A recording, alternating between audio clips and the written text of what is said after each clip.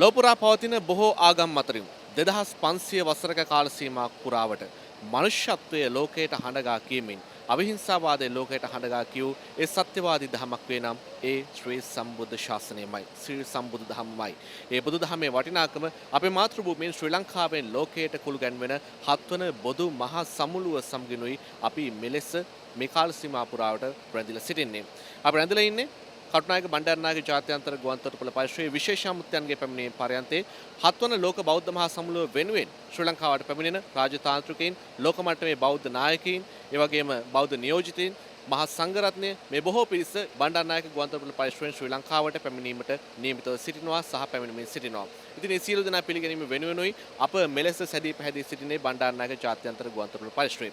මේ පැමිණෙන සියලු දෙනාගේම සහභාගීත්වයෙන් ලෝක සාමය උදෙසා බුදුදහම යන තේමාවෙන් ලෝකයට දැවැන්ත කාර්යභාරයක්, ලෝකේ වටිනාකම ඉස්මතු කරන්නා වූ කාර්යභාරයක් මෙවර හත්වන බොදු මහා සමුළුව හරහා ශ්‍රී ලංකාද්වීපයෙන් ලෝකයට දායාද කිරීමට නියමිතව තිබෙනවා.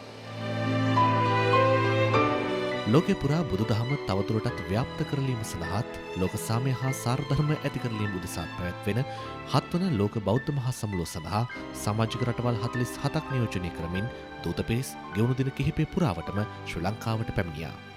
මෙම දූත පිරිසට ලෝක බෞද්ධ මහා සම්මේලනයේ මෙහෙයුම් කටයුතු සිදුවන ජපානයේ නියෝජිතයින් 800ක්ද සමාජික රටවල් 47ක ප්‍රධාන සංඝනායක හිමිවරුන් 300ක්ද ඇතුළත්.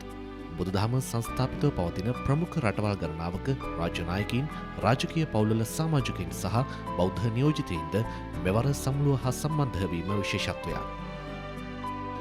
ගෙවර මේ සමුළුව තිබුණේ ජපානයේ රටවල් 41ක් සම්බන්ධ වුණා.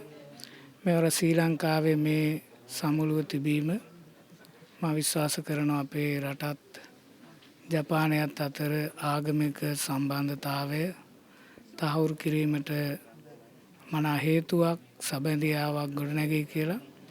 ඒ වගේම මේ රටවල් 47ේම ආගමික නායකයින් ඒ රටවල් වල කරන ආගමික මෙහෙයත් එක්ක තේරවාද බුදුදහමට ඊටාම වටිනා ස්ථානයක් හිමි කර දෙන්නට ශ්‍රී ලංකා වාසී අපිටත් ඒ වගේම මේ සංවිධානය කරන සියලු දෙනාටමත් ලැබෙයි කියලා මම විශ්වාස කරනවා. මේ සමුළුව ඊටාම සාර්ථක වේවා කියලා ප්‍රාර්ථනා කරනවා.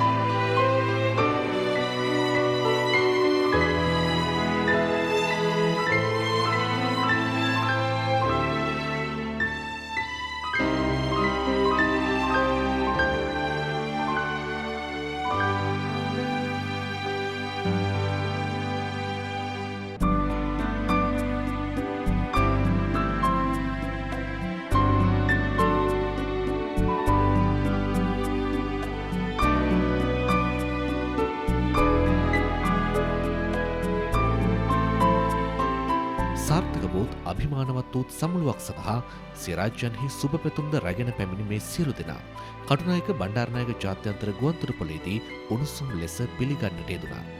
පැමිණි සියලුම අමුත්තන් වෙත සමුළුවේ නිල ලාංඡන පැළඳවීමද එහිදී සිදු කෙරුණා.